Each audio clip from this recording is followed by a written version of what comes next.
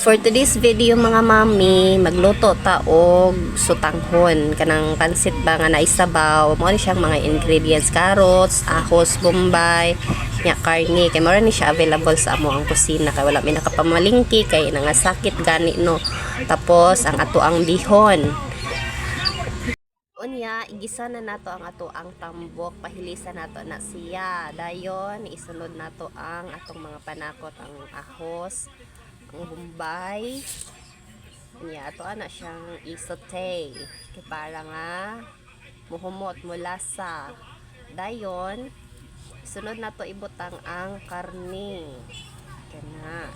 Ato siyang karaw-karawon kay para mo mix ang iyang kuan. Butangan og tubig. Kamo nay magpunto kung sa kadaghan nga tubig inyong ibutang niya. Pabukalon, ibutang ang carrots, then takloban, pabukalon na po dayon.